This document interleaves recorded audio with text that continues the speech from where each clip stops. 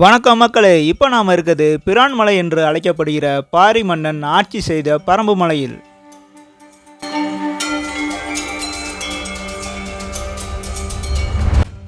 இந்த நுழைவாயிலின் வலதுபுறத்தில் பரம்பு மலை பற்றியும் பாரி மன்னனின் கொடைத்தன்மை பற்றியும் கபிலர் எழுதிய புறநானூற்று பாடல் கல்வெட்டாக வைக்கப்பட்டுள்ளது.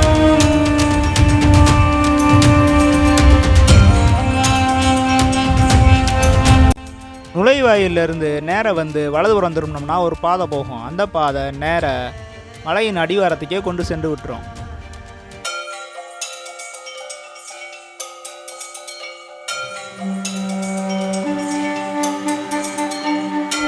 இப்போ நாம் மலை அடிவாரத்துக்கு வந்தாச்சு.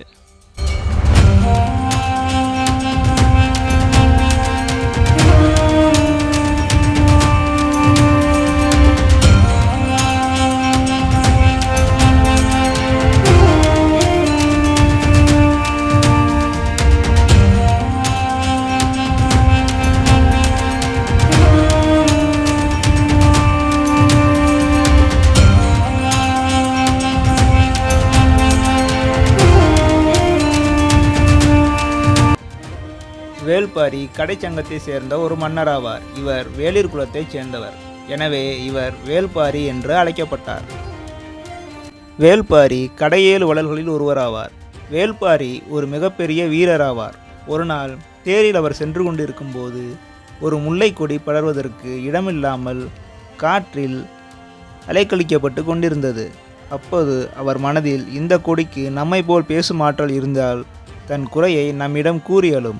ஆனால் பேசும் சக்தி அதற்கு இல்லாததால் அதன் வருத்தத்தை நம்மிடம் தெரிவிக்க இயலாமல் வருந்துகிறது. இருந்தாலும் அதன் தேவையை அறிந்த நான் அதற்கு உதவி செய்யாமல் சென்றால் அது நன்றாக இருக்காது என்று எண்ணி தனது தேரை அந்த முல்லை கொடியின் அருகே நிறுத்தி அந்த கொடி பற்றி படருமாறு விட்டு சென்றான்.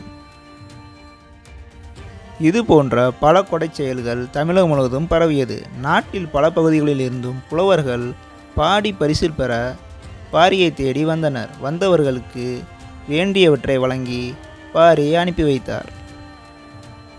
பாரியிடம் பொருள் வேண்டி வருபவர்கள் பெரும் புலவராகவோ நல்ல குணங்கள் இருப்பவர்களாகவோ இருக்க வேண்டும் என்ற அவசியம் இல்லை. வேண்டி வருவோர் யாராக இருந்தாலும் அவர்களுக்கு வாரி வழங்குபவன் பாரி. இதை கபிலர் தன் புறநானூற்று பாடலில் பாரி பாரி என்று பாரி ஒருவனே வள்ளல் தன்மைக்கு உரியவன் என்று அவனை உயர்த்தி பாடுகின்றனர். ஆனால் பாரி மட்டும் இங்கு இல்லை, மலையும் இங்கு உள்ளதே என்று பாடுகிறார். இதன் மூலம் மலை போல பாரி கொடைத்தன்மை உள்ளவன் என்பதை அறியலாம். பாரியின் பரம்பு நாடு பரம்பு மலையும் அதை சுற்றியுள்ள 300 ஊர்களையும் உடைய நாடாகும். அந்த 300 ஊர்களையும் தன்னிடம் பொருள் வேண்டி வருபவர்களுக்கு தானமாக கொடுத்து விட்டான். பாரியின் புகழ் நாள்தோறும் பெருகியது. பல நாடுகளுக்கு அவரது புகழ் பரவியது. மூவேந்தர்களான சேர சோழ பாண்டிய மன்னர்கள் மனதில் பாரியின் புகழ் பொறாமை தீயை மூட்டியது. பேரரசர்களான தாங்கள் இருக்கும்போது பாரியின் புகழ் உலகெங்கும் பரவுவதா என்று எண்ணினர். பாரி உயிரோடு இருக்கும் வரை தம் புகழ் உயர வழியில்லை என்பதை உணர்ந்தனர். ஆகவே மூவேந்தர்களும் ஒன்று கூடி பாரியை எவ்வாறாவது அழித்து விட வேண்டும் என்று முடிவு செய்தனர். மூவேந்தர்கள் படை ஒன்று கூடியது. பரம்பு மலையை முற்றுகையிட்டனர். முற்றுகையிடுவதால் மலையில் இருப்பவர்கள் வெளியிலும் வெளியில் இருப்பவர் உள்ளேயும் செல்லாதவாறு தடை செய்யப்படுவர். அவ்வாறு தடை செய்யப்படுவதால் உள்ளே இருப்பவர்களுக்கு தேவையான உணவுப் பொருட்கள் வெளியில் இருந்து வர இயலாது. அந்நிலை ஏற்பட்டால் உள்ளே இருப்பவர்கள் உணவில்லாமல் பகைவரிடம் சரணடைவர். இதுவே முற்றுகையின் நோக்கமாகும். மூவேந்தர்களின் எண்ணம் தவறானது, அவர்களின் திட்டம் பிழையானது என்பதை கபிலர் அறிவார். ஆகவே அதை அவர்களுக்கு உணர்த்தி முற்றுகையை கைவிட்டு செல்லுமாறு கூற கபிலர் மூவேந்தரை சந்தித்தார். கபிலர் மூவேந்தர்களிடம், மூவேந்தர்களே, பரம்பு மலைக்கோட்டை நீங்கள் நினைப்பது போல வலிமையற்றது அல்ல. அதை கைப்பற்றுவதும் அவ்வளவு எளிதானது அல்ல. மூவேந்தர்கள் ஒன்று கூடி முற்றுகையிட்டாலும் பரம்பு கோட்டையை தங்களால் ஒன்றும் செய்ய இயலாது. கோட்டையின் உள்ளே இருப்பவர்கள் தங்களுக்கு பணிய மாட்டார்கள். ஏனென்றால் உள்ளே இருப்பவர்களுக்கு உள்ளே எந்த குறையும் இல்லை. காரணம், உழவு தொழில் செய்யாமலே பெறக்கூடிய உணவுப் பொருட்களுக்கு குறைவில்லை. அங்கே மூங்கில் காடுகள் நிறைய உண்டு. அந்த மூங்கில் அரிசியே அவர்களுக்கு ஆண்டு முழுவதும் வரும். பரம்பு மலை முழுவதும் பலா மரங்கள் நிறைந்துள்ளன. அப்பலா மரங்கள் ஒவ்வொன்றும் பெரிய பெரிய பழங்கள் பல உடையன. பூமியில் தோண்டும் இடங்களில் எல்லாம் மரவள்ளி கிழங்குகள் அதிக அளவில் கிடைக்கும். பரம்பு மலையில் ஆங்காங்கே தொங்கிக் கொண்டிருக்கும் தேன் கூடுகளில் இருந்து தேன் தானாகவே வழியும். இதனால் உள்ளே இருப்பவர்களுக்கு உணவு பற்றாக்குறையே ஏற்படாது. உள்ளே இடப்பற்றாக்குறை ஏற்படும் என்று எண்ணினால் அதுவும் நடக்காது. ஏனென்றால் பரம்பு வான் போல பரந்த இடமுடையது. நீர் பற்றாக்குறை ஏற்படும் என்று தாங்கள் எண்ணக்கூடும். ஆனால் பரம்பு மலையில் நீர்ச்சுனைகள் பல உள்ளது. வானத்தில் உள்ள விண்மீன்களை எப்படி எண்ணி கணக்கிட முடியாதோ அதேபோல இம்மலையில் உள்ள நீர்ச்சுனைகளை எண்ணி கணக்கிட முடியாது. ஆகவே பரம்பினில் உள்ளோர் எந்த குறையும் இல்லாமல் உள்ளனர். இதன் மூலம் பரம்பு மலையின் இயற்கை வளத்தை நாம் அறியலாம். மேலும் கபிலர் மூவேந்தர்களின் படை பெரியது என்பதை நான் அறிவேன். ஒவ்வொரு மரத்திலும் ஒரு யானையை கட்டி வைத்து உள்ளீர்கள். போர்க்களம் எங்கு நோக்கினும் தேர் வரிசைகளையே காண்கிறேன். இப்படை பரம்பு கோட்டையை அழித்துவிடும். பரம்பை நாம் வெற்றி கொள்ளலாம் என்று எண்ணி விடாதீர்கள். பாரியும் உங்கள் படை வலிமையை கண்டு அஞ்சி பரம்பினை உங்களுக்கு தரமாட்டான் என்று அறிவுரை கூறினார். இந்த செய்தி புறநானூற்றில் கபிலர் பாடிய ஒரு பாடலில் உள்ளது. இவ்வளவு கூறியும் மூவேந்தர்கள் முற்றுகையை கைவிட மறுத்தனர். இதனால் கோபமடைந்த கபிலர், மூவேந்தர்களே, பரம்பு நாடு வளமிக்கது, 300 ஊர்களை கொண்டது. அதை அபகரிக்கலாம் என்ற ஆசையில் வந்திருந்தால் அதை மறந்துவிடுங்கள். ஏனென்றால் பாரி 300 ஊர்களையும் தானமாக வந்தோர்க்கெல்லாம் கொடுத்து விட்டான். அவ்வூர்கள் மீது அவனுக்கு உரிமை இல்லை. நான் இருக்கிறேன், பாரி இருக்கிறான், பரம்பு மலை இருக்கிறது. அதுவே எங்கள் உடைமை. பரம்பு நாடு இல்லாவிட்டாலும் பரம்பு மலையை கைப்பற்றலாம் என்று எண்ணினால் அதுவும் நடக்காது. உங்களது வேல்படை உங்களுக்கு வெற்றியை தராது. ஆகவே முற்றுகையை விட்டு செல்லுங்கள். எப்படியும் பரம்பினை அடைந்தே தீர்வோம் என்று எண்ணினால் அதற்கு ஒரு எளிய வழியை நான் கூறுகிறேன். மூவேந்தரும் போரிட்டு பெற முடியாத ஒன்றை பெண் ஒருத்தி பாடி பெற்றுவிடுவாள். பரம்பு மலையை பெற வேண்டும் என்றால் பாணரை போல வேடமிட்டு செல்லுங்கள். பரம்பின் வாயிலில் நின்று பாரியை பாடி பரிசாக பரம்பை கேளுங்கள். தங்களுக்கு உறுதியாக கிடைக்கும். நான் ஒன்றை மறந்துவிட்டேன். இந்த பரம்பு மலையும் பாடினவருக்கு பரிசாக கொடுக்கப்பட்டு விட்டதே. ஆகவே இம்மலையும் தங்களுக்கு கிடைக்காது. வேண்டுமானால் பாரியின் முன் சென்று அவனை பாடி, பாரி, நின்னையே வேண்டி வந்தோம் நாங்கள் என்று இருகை ஏந்தினால் அவன் நானே வருகிறேன் என்று கூறி தங்கள் உடைமையாவான். அவனை போரில் தங்களால் வெல்ல முடியாது. அவனை பெறுவது இதுவே வழியாகும் என்று கூறினார். இந்த செய்தி புறநானூற்று பாடல்களில் கபிலர் எழுதிய பாடலில் உள்ளது. மூவேந்தர்கள் கபிலரின் அறிவுரையை ஏற்காமல் முற்றுகையை தொடர்ந்தனர்.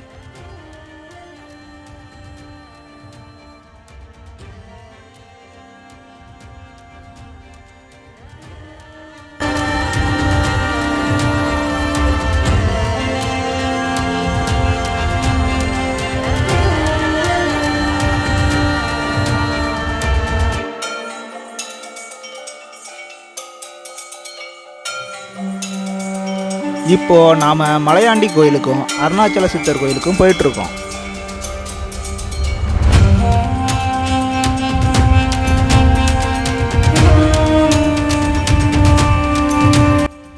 இப்போ நாம இருக்கிற இடம் மலையாண்டி கோயில்.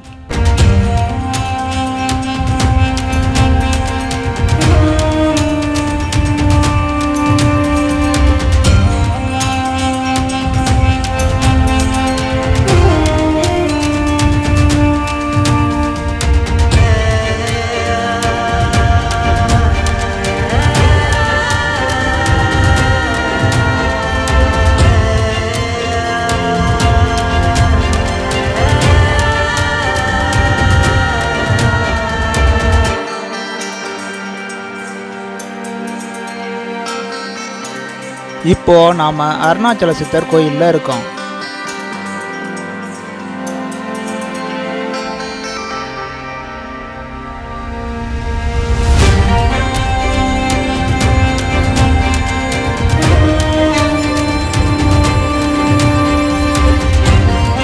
இந்த சிலையில் மகாகுரு பரபிரம்மன்னு போட்டிருக்கு.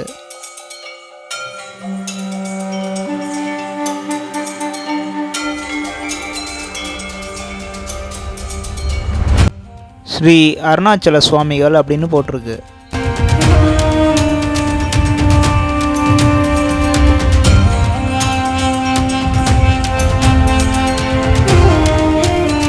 இது பாம்பாட்டி சித்தர் சிலை.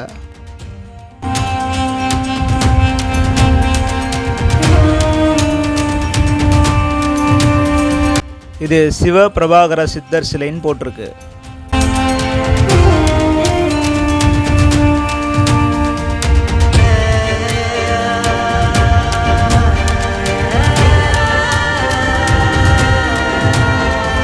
இங்கே இந்த கோயிலை பார்த்தினா ஒரு கல்வெட்டு இருக்குது.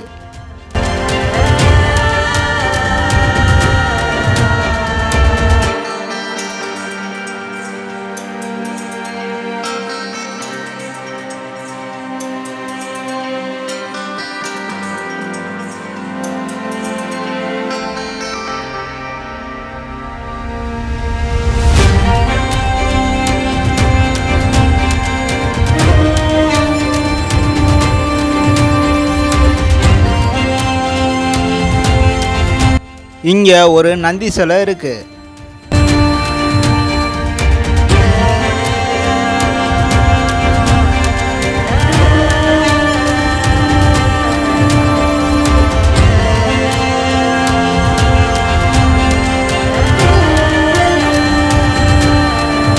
இங்கே விஸ்வாமித்திர பிரம்மரிஷி சிலை இருக்கு.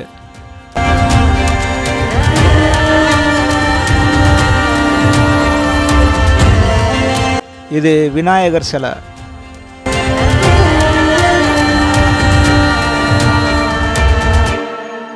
போகர் சித்தர் சிலையும் இங்கே இருக்கு.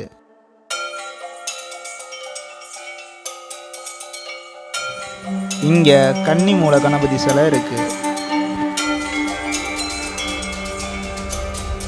இது ஸ்ரீமத் அருளானந்த சத்குரு சிலை.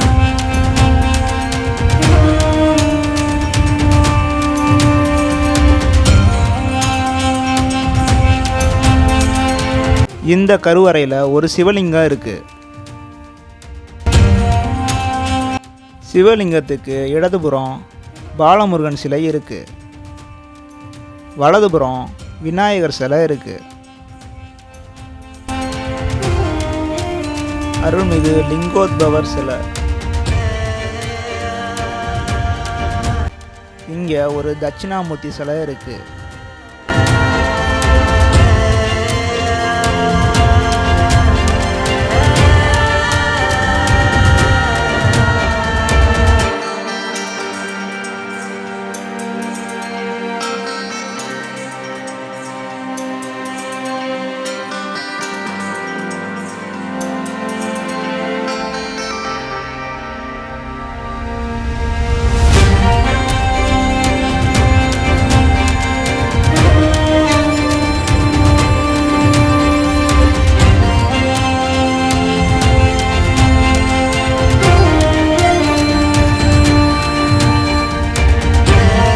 இங்கே ஒரு விதை கடந்தது. அந்த விதையை மக்கள் தூக்கி போட்டு விளையாட ஆரம்பிச்சிட்டாங்க. அந்த விதையோட பேர் என்னன்னு தெரில. அதை மேலே தூக்கி எறிஞ்சா அழகாக கீழே இறங்கியது.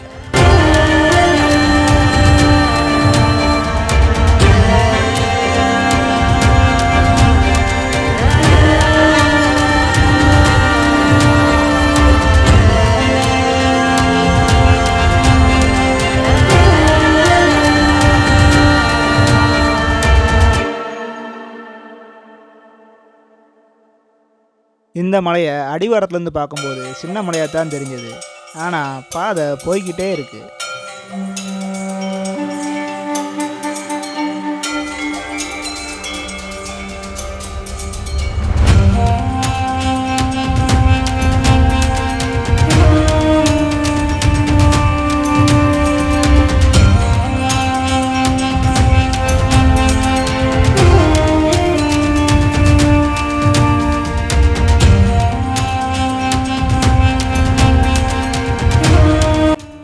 சமீபத்தில் தான் மழை பெஞ்சிருக்கும் போல். இந்த மலையே பசுமையாக இருக்குது.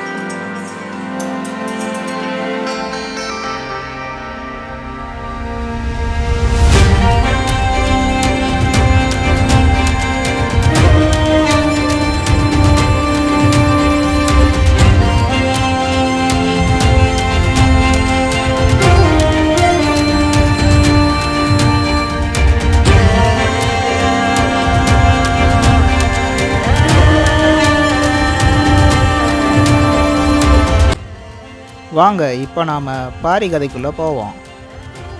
மூவேந்தர்கள் கபிலரின் அறிவுரையை ஏற்கவில்லை. கபிலர் அத்துடன் அறிவுரை கூறுவதை நிறுத்தி கொண்டார். பரம்பினுள் இருக்கும் மக்கள் நெல்லரிசி கிடைக்காமல் வருந்துவதை அறிந்தார்.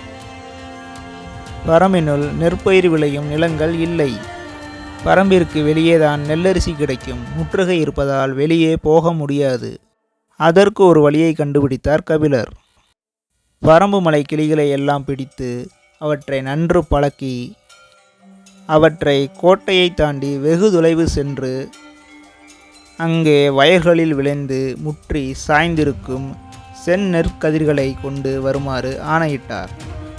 அவையும் நாள்தோறும் காலையில் கூட்டமாக கோட்டையை கடந்து சென்று மாலையில் நெற்கதிர்களுடன் திரும்பின. இவ்வாறு பரம்பு கோட்டையினுள் உள்ளவர்கள் நெல்லரிசி உணவு உண்டும் உள்ளம் மகிழ்ந்தனர். இந்த செய்தி ஔவையாரும் நக்கீரரும் பாடிய அகநானூற்று பாடல்கள் மூலம் தெரிய வருகிறது.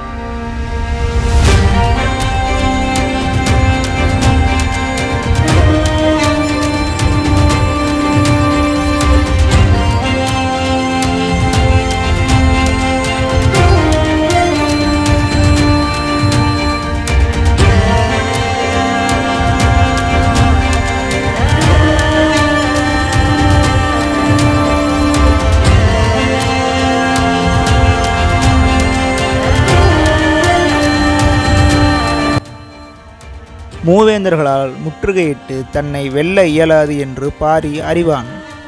ஆனாலும் தனது பரம்பு மலை முற்றுகையிடப்பட்டுள்ளது என்ற இழிச்சொல்லை அவன் விரும்பவில்லை. மூவேந்தரை பரம்பிலிருந்து விரட்ட வேண்டும் என்று முடிவு செய்தான். ஒரு நாள் வீரர்கள் சூழ பரம்பு கோட்டையிலிருந்து வெளியே வந்தான். தனது வாள் வலிமையை காட்டி போரிட்டான். அவன் தாக்குதல் எதிர்பாராதது. ஆகவே மூவேந்தர் படை பாரியின் தாக்குதலை எதிர்கொள்ள முடியாமல் தோற்று ஓடினர். வேல்பாரி மூவேந்தரை வெற்றி கொண்டான்.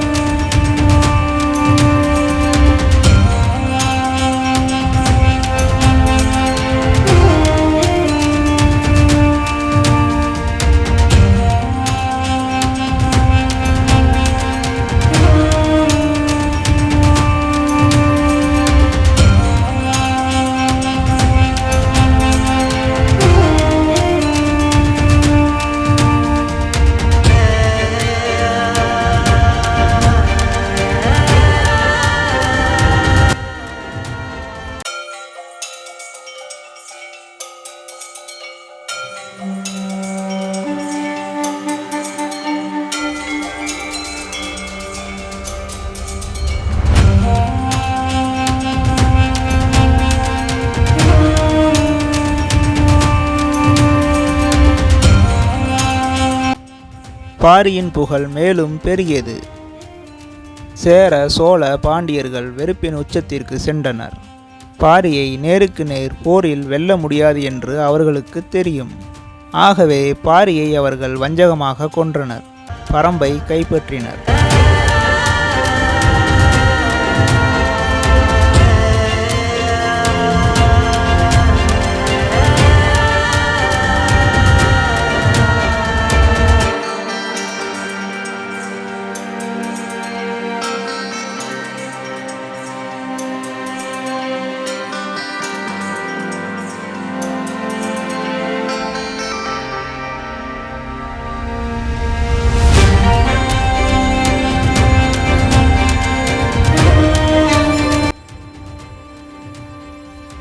பாரியின் மறைவிற்கு பின் பாரியின் மகள்களான அங்கவை மற்றும் சங்கவையை கூட்டிக் கொண்டு கபிலர் பரம்பை விட்டு வெளியேறினார். ஔவையார் அங்கவை மற்றும் சங்கவை ஆகியோருக்கு திருமணம் செய்து வைக்கும் பொறுப்பை ஏற்றார். கபிலர் திருக்கோவலூரின் தென்பெண்ணை ஆற்றில் அமைந்துள்ள கபிலர் குன்று என்னும் இடத்தில் வடக்கிருந்து உயிர் துறந்தார்.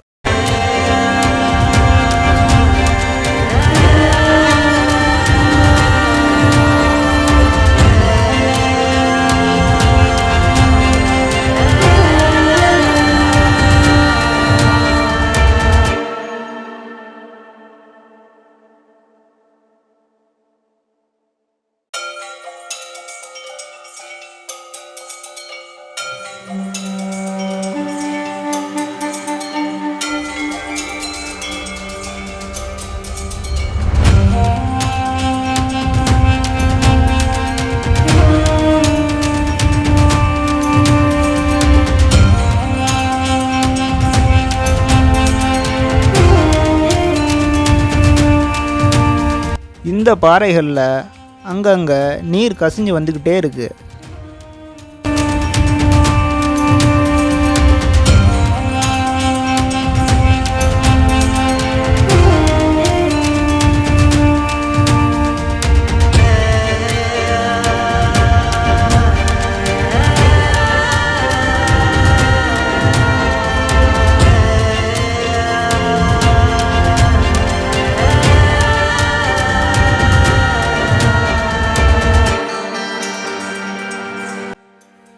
கபிலர் கூறியது போல இந்த மலையில் பல சுனைகள் இருக்கின்றது.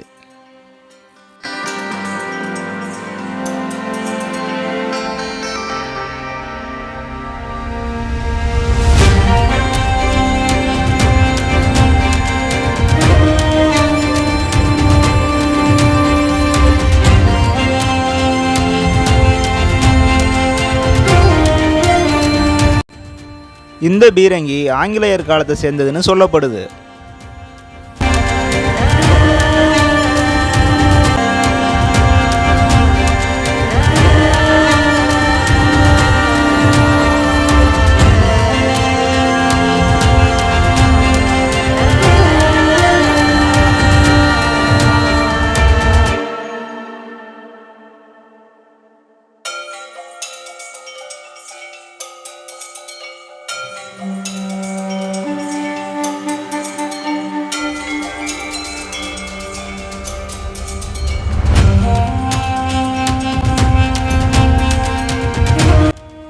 இப்போ நாம் ஏறக்குறைய மலை உச்சிக்கு வந்துட்டோம்.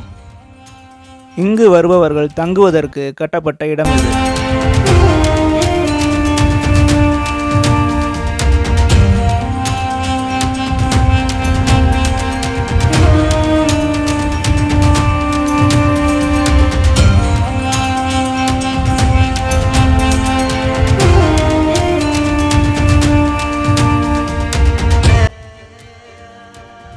இப்போ நாம் கடந்து வந்த பாதைகள் கரடுமுரடாகவும் செங்குத்தாகவும் தான் இருக்குது.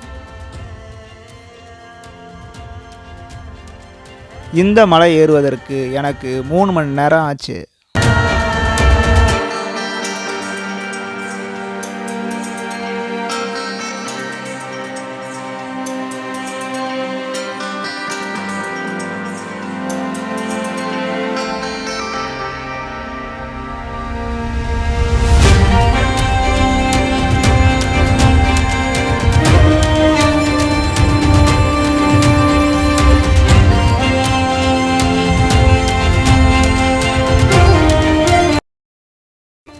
இங்கே ஒரு வெற்றி விநாயகர் கோயில் உள்ளது. உள்ளே 3 விநாயகர் சிலை இருக்கிறது.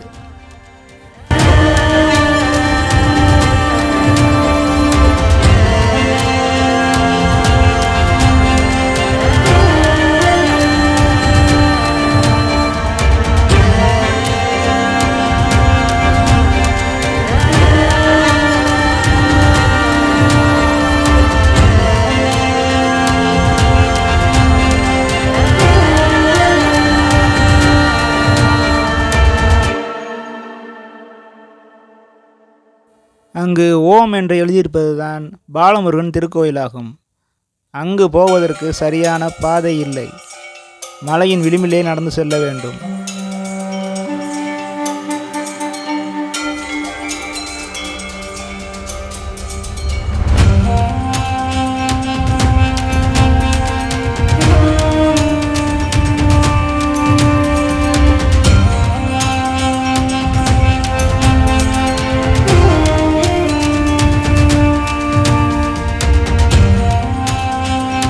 இப்போ நாம் மலை உச்சிக்கு வந்தாச்சு. இப்போ நாம் இருக்க இடம் பாலமுருகன் திருக்கோயில் ஆகும்.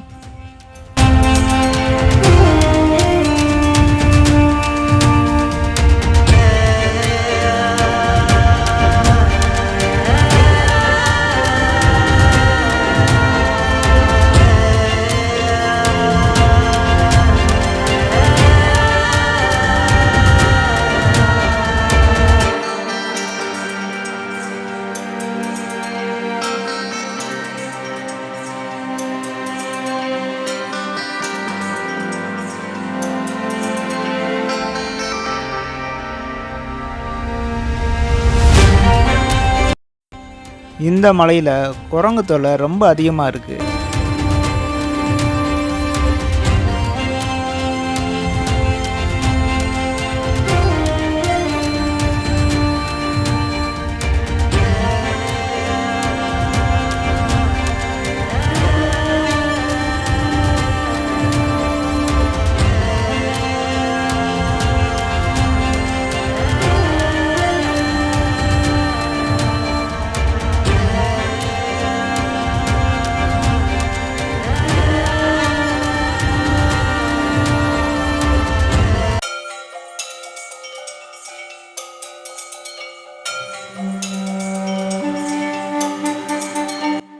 இப்போ நாம் தர்காவிற்கு வந்துட்டோம்.